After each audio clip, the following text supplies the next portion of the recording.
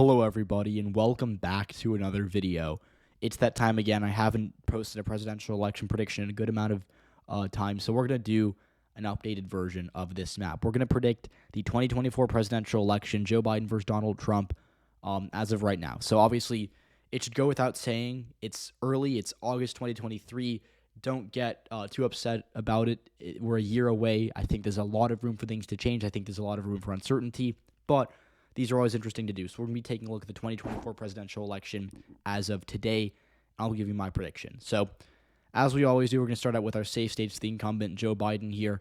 And you're going to see he's going to get 191 safe electoral votes. These are mostly from the East and West Coast, but, Colorado and Illinois, can't forget them. These are obviously integral parts of the Democratic coalition. And Biden, as you can see right here, 191. Donald Trump, he's going to win a good amount of states too. You'll notice states like Alaska and Kansas aren't being filled out in the safe column just yet. That is obviously because they are not going to be above 15% for Donald Trump, but regardless, they're going to vote for him. So our official safe states, these are going to be them. It's going to be 106 electoral votes there, I believe. And yeah, so the rest of these states are to some degree, 116. I forgot Missouri.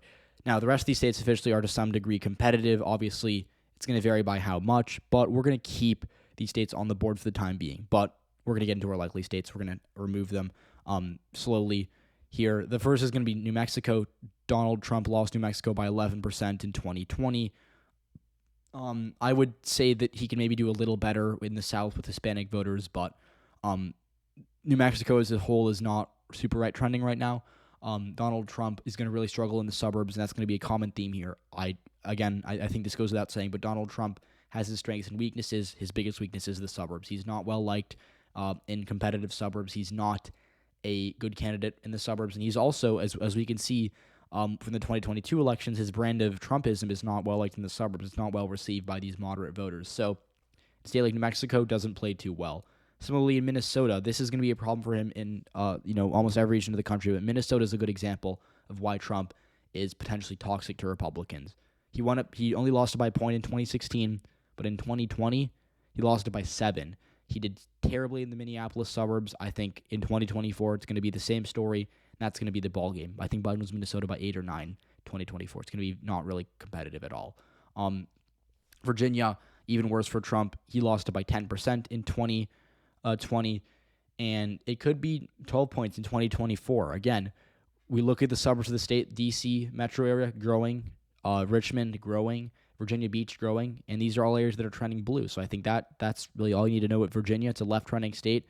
Educated voters really hurting Republicans here, and I think Donald Trump is going to lose it by double digits. Now, the final two states are going to be Maine at large as well as New Hampshire, and of course Nebraska's 2nd district, but those all go without saying. The one thing I do want to say is New Hampshire, I think, could be double digits for Joe Biden. I believe they kicked the Green Party off the ballot. That's going to obviously help Democrats, and it's a left-trending state. Democrats did really well there in 2022 with Hassan winning by 10% in a redder environment. Maybe Biden wins New Hampshire by 10. I think it's going to be not really that close. But that being said, let's go into our likely Republican states. The first two are going to be Alaska and Kansas. These are both left-trending states that really are getting good for Democrats long-term. I wouldn't say they're competitive for the time being. Trump won Alaska by 10 and Kansas by 15 last time. I think he wins by 7 and 13, if I had to guess, maybe 7 and 12.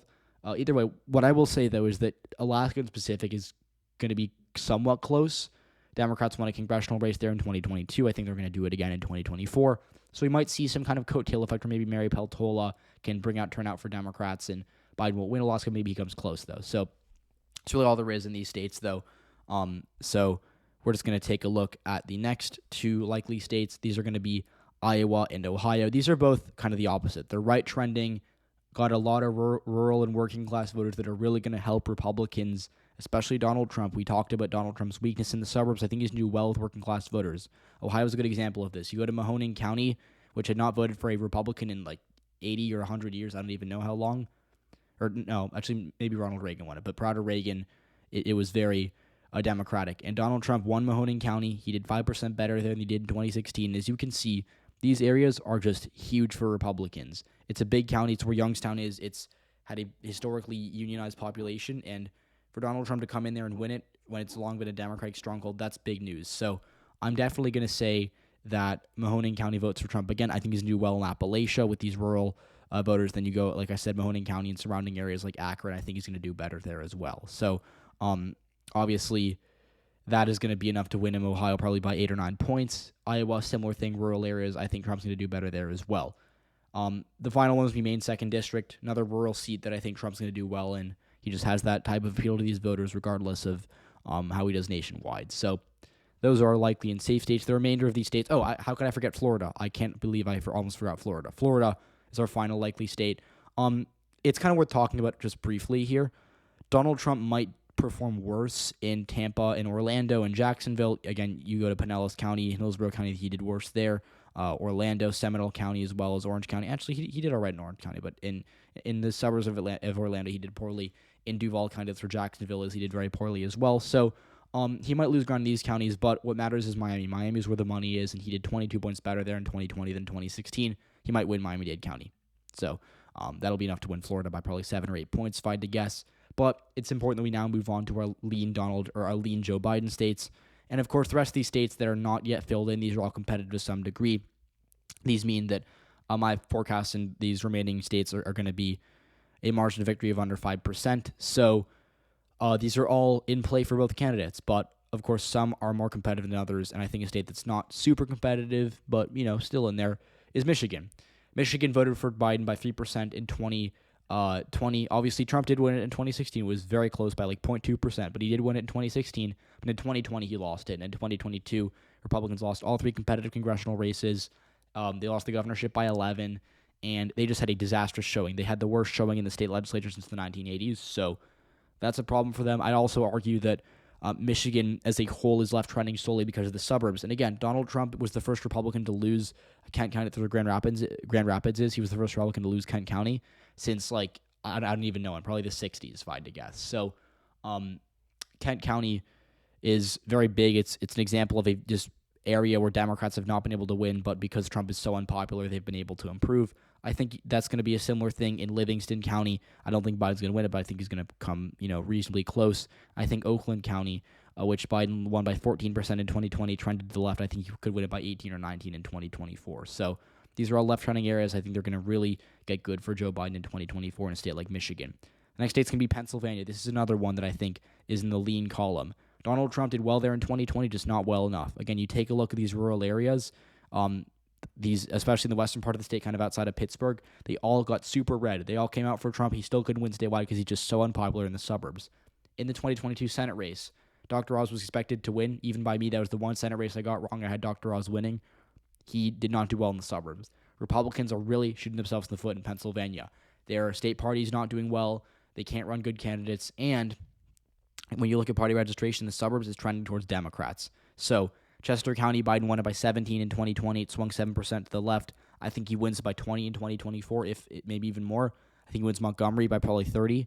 If he gets lucky, in Bucks County, could be a 5-point victory for Joe Biden. So these counties are hugely problematic for Donald Trump. I think they're going to be enough to make him lose statewide, even if he does well in the rural areas, which is no guarantee. Maybe we see Biden will do better in some of these Pittsburgh collar counties. So who knows? Either way, what I will say is that I think Trump comes within 3 points of winning Pennsylvania, just not close enough. So those are our lean Biden states, Michigan and Pennsylvania. Now, for Trump's lean states, he's going to have one here. It's going to be Texas. Texas is important because, obviously, without Texas, there's no realistic path for a Republican to win the presidency. But it's still interesting to see how it's going to vote. So in 2020, for starters, in 2020, I can't talk today. I don't know why. But in 2020, Texas voted for Trump by 5.5. He did well in Austin and Dallas, or no, I shouldn't say well, but he did well enough to win by a decent margin. And in the suburbs, I think he's going to lose in 2024 in these counties. Williamson County, he did 11% worse. That's the suburbs of Austin. Denton and Collin County, these are right outside of Dallas. He did 12% worse in each of those. So I would definitely say these are going to be problematic for him. But the good news is Houston turnout isn't there for Democrats. Hispanic areas in the South, they're really, turning against the Democrats. So I think Texas long-term is a problem for Republicans, but in 2024, likely not. So those are our lean Republican states. And we're going to now get into the tilt states. These are all toss-up-esque, I would say, these 5 states. And we're now going to get into them. So Arizona is the tipping point. I think Joe Biden's going to win it, and I think he's going to win the presidency because of it. In 2020, Donald Trump obviously lost Arizona by 0.3%. It was very close, But things have gotten worse for him since then in Arizona. 2022 Republicans did a really bad midterm. They lost the Senate race, they lost the governor race, they lost the AG race, the Secretary of State race. They lost almost everything except for, I believe, state superintendent. And so that's a problem for them because they were expected to win a lot of those races. They were expected to do well when they really did not. And the problem is Maricopa County. Maricopa County voted for Trump in 2016. 2020 gave Biden a million and change. And that's, again, like I said, you can't be losing the biggest county in the state when you used to be winning it. Republicans used to win the suburbs of Phoenix. These are wealthy areas. These are affluent. These are mostly white educated voters. Republicans used to do well. But in 2020, Biden obviously did better than Trump there. So that's going to be, again, like I said, this is going to be the theme of the election. Republicans used to win educated voters in the suburbs. They don't do that anymore. Doesn't matter in Ohio. It does matter in a state like Arizona where this is their entire base. And in 2022, that continued to hurt them. So I would definitely say Arizona, tilt Democratic. Joe Biden, I think, is favored to win here. Trump could maybe win it back if turnout drops in Phoenix and if the Hispanic population in the southern part of the state trends towards Republicans. But that being said, I don't think it's likely to happen. Now, Georgia. This one, I would say Biden's probably going to win it. It could be close, but I really don't see how Trump wins it. Again, maybe he hopes for low turnout in Atlanta, but again, Trump is so hated among Democratic voters that I think no matter what happens, we still get high turnout from Atlanta, even if Joe Biden's not the best incumbent, which obviously he's not. And the problem for Republicans, I would say, is mostly in the suburbs, as it always is, it seems. But, again, you look at these counties in Atlanta, these are educated, they're diversified, and they're growing. Gwinnett County, which voted for Mitt Romney by 9, Trump lost it by 18. Newton County, Trump lost it by 11, despite the fact that he came within 3 points of winning it in 2016. Cobb County, he lost it by 14 when he, again, only came within 2% of losing it in only came within 2% of winning it in 2016. So all these counties in the outer parts of the Atlanta metro area are really problematic for Donald Trump. They're growing. They're going to make up a bigger share of the electorate than they did last election. I think that's going to cost him Georgia. And obviously, that's the election right there. So the final state's going to be Wisconsin. And Wisconsin, again, is really close, to say the least. In 2022, it was kind of a split result. Democrats won the governorship and the Secretary of State race. Republicans won the Senate race. So kind of a mixed bag. But overall, I'd say Democrats did better relative to expectations. Obviously, here's what I'll say. Donald Trump's going to do well in the working class areas, specifically in these Driftless counties out on the border with Iowa and Minnesota. They trended right in 2020. They're going to trend right again. But there's more people that live in the western part of the state, or in the eastern part of the state, in Milwaukee. Milwaukee County, Donald Trump did 3% worse there in 2020 than 2016. Waukesha and Ozaukee and Washington, these are the three big suburbs, the WOW counties as they call them. They've been very Republican for a long time. But when you look at how they voted in 2020, Waukesha swung towards Joe Biden. He almost cracked 40 there. He cracked 43 in Ozaukee, and he came within 40 points of winning Washington. So the fact that all these counties trended left in 2020, really problematic for Donald Trump. Republicans need to net a lot of votes out of these three counties, and they can't do that anymore just because Democrats are cutting into the margins so much. So it's close, I would say, but Donald Trump's probably favored to lose Wisconsin for the second time in 2024. Now, these final two states, I think they're going to be tilt Republican, Nevada and North Carolina.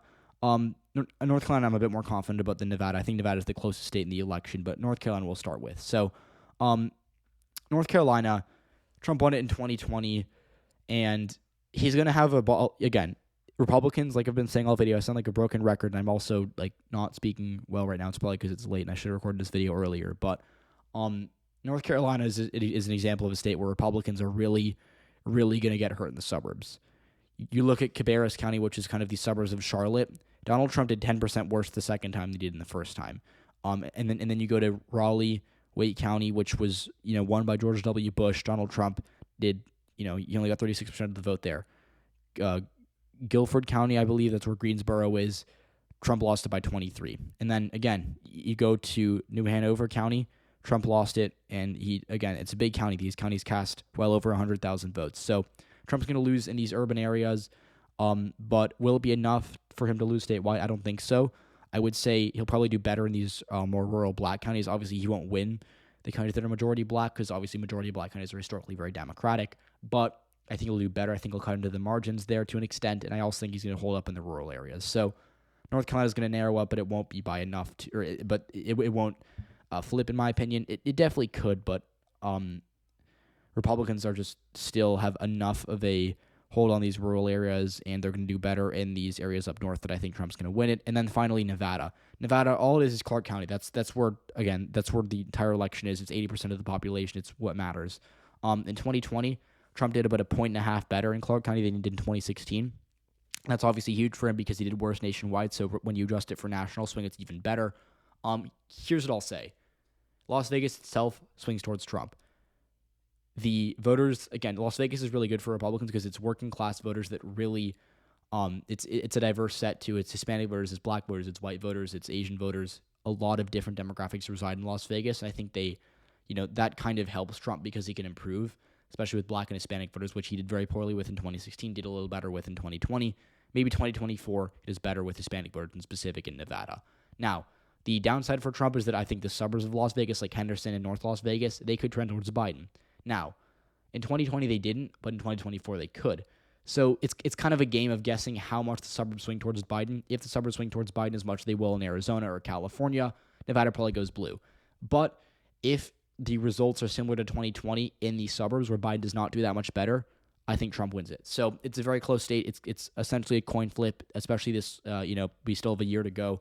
But we'll give the benefit of the doubt to Trump, and I think we'll give him 241 electoral votes. So I'd say right now it's a narrow advantage for Joe Biden. It's going to be very close. It's going to be an interesting race, to say the least, but I do think that Joe Biden is, at least decently favored. So thanks for watching. Let me know your thoughts in the comment section down below, and I'll see you all in the next one.